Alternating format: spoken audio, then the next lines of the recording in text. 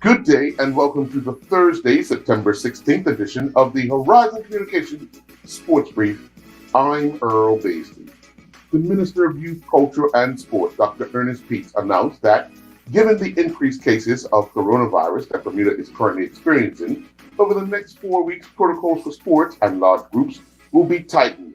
This is effective immediately. Minister Peets said, quote, "While we appreciate the importance of sports to our community and its health benefits for the population, at this time, group activities need to be discouraged.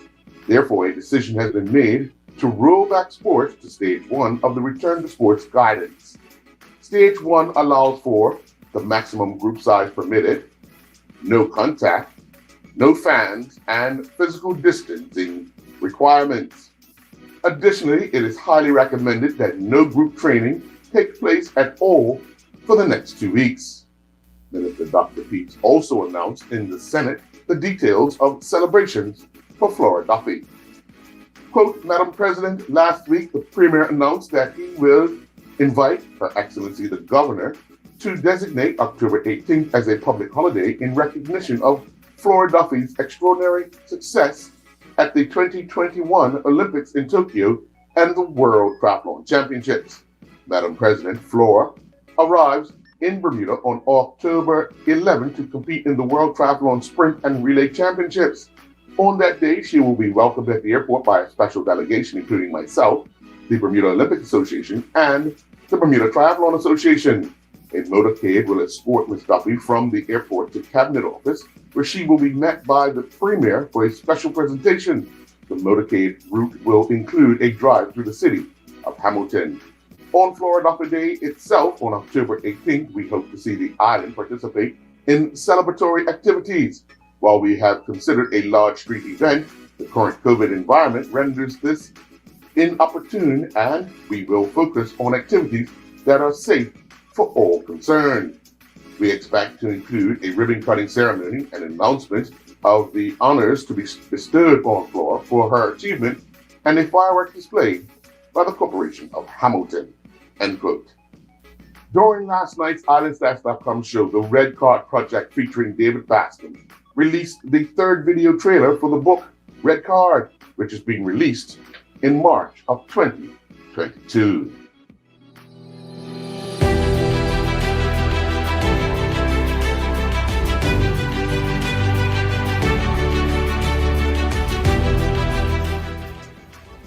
Chapter 3, Exodus.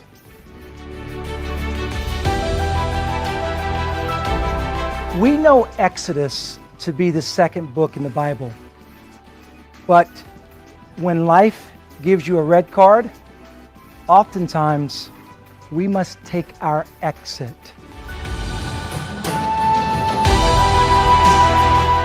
Once I realized that I had to escape, it was when I realized the opportunity to go to college.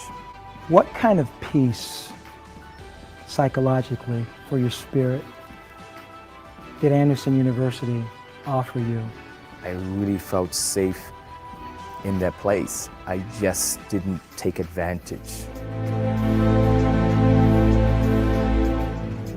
There's this story that we have in the book, and it involved you being at your girlfriend at the time, Kelly's house. It involves Wendell coming over.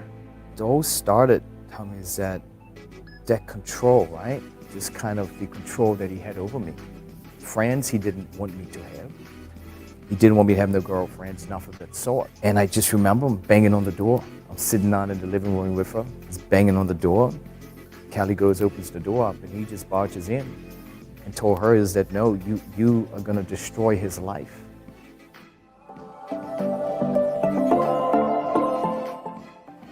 You were a superstar on Anderson's campus.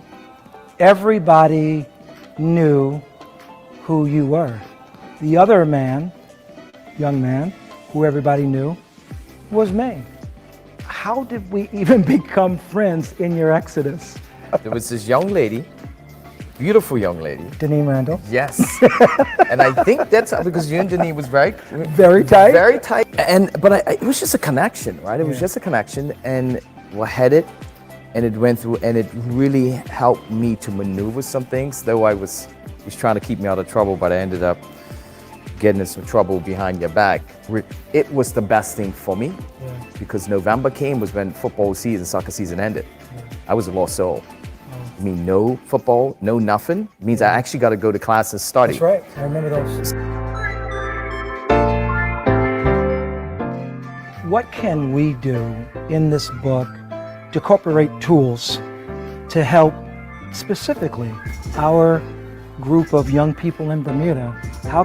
How and when should we start this with little kids? I think resiliency should be built relatively early. How do we affect and continue to do empowerment pieces that's going to be in our social media, because that's where everybody lives now. And could you imagine doing a read with little people and breaking everything down for them and having them to have a voice and having conversation pieces, if it's chapter by chapter.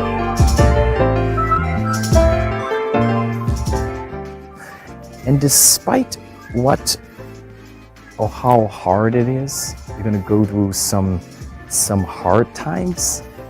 It's going to be heavy when you're moving, and then you're going to experience a little bit of pain. It's going to hurt you to no end. Yeah. Is when you get through that pain is when those breakthroughs happen. Exodus is all about deliverance, delivering yourself from pain.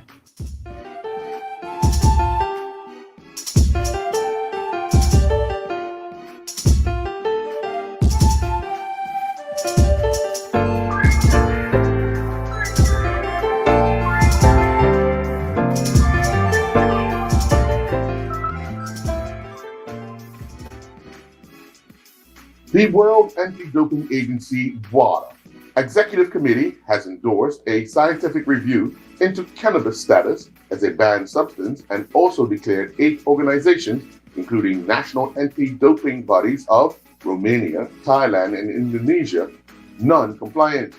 World Athletic President Sebastian Coe is among those who have queried the cannabis ban, saying a review should be carried out. Cannabis will remain banned in 2022 while the review, initiated by WADA's List Expert Advisory Group, is carried out. Lakeith Wells and his Bristol City teammates saw victory snatched at the death last evening as Luton pounced late to earn a 1-1 draw at Ashton Gate. Zico Lewis and his Charleston Battery teammates earned a point on the road in a 1-1 draw against Atlanta University's 2. Anaje Aswood and his University of Nebraska Omaha men's soccer teammates captured their first win of the season with a 1-0 win over the California State University Northridge. Yahweh Rollins and his Sussex teammates were foiled by an inning and 5 runs on the final day of their LV Insurance County Championship fixture against Leicestershire at the Upton Steel County Ground. Resuming at 291 for 2, Leicestershire would add another 201 runs to their total before declaring with a lead of 133 runs. Rollins built 13 overs, he had none for 75. Looking to bat the day out, Sussex started fast with 57 runs off the first 9 overs, but when top scorer Ali Orr went for 34, only 3 other batsmen, including Rollins, made it into double figures. Rollins scored 21 off of 29 balls before being caught behind. He hit 4 fours in its inning. Sailors were back on the water competing on day 3 of the International One Design Class 85th Anniversary and World Championship 2021 on the Great Sound. 2 more races were sailed as it was moving day, with sailors having the chance to drop their worst race to date. With the provisional results posted, current world champions John Burham and Peter Rugg remain the leaders after the 3rd day of racing, having finished 5th in the first race of the day and the 5th of the series, and then they crossed the line 2nd in the second race. They have a total of 10 net points. Tom Fremont Smith remains in 2nd after finishing 3rd in the first race of the day, and then he won the second race, and he now has 13 points. Bermuda's Patrick Cooper, who started the day in 6th overall, came off the water in 3rd, this after finishing 2nd in the first race and then 4th in the second race. He now has 17 net points. Meanwhile, the Bermuda boat, skippered by James McDonald, representing the Royal Bermuda Yacht Club, continued competing in the Rolex New York Yacht Club's Invitational Cup in Newport, Rhode Island. Just like day one, the Bermuda team struggled and would once again come off the water in last place in the 19-boat fleet. McDonald and his crew finished the first race in 19th place. They would then finish 18th in the second race. They then finished 19th in the final race of the day on day two. McDonald and his crew had 112 points, while the Southern Yacht Club boat, skippered by John Lovell, representing USA, are the leaders with 21 points. Daniel Augustus was back in action on the Moonlight Tour, competing at the Champions Gate International Golf Course in Florida. Augustus took to the course and would finish tied 7th.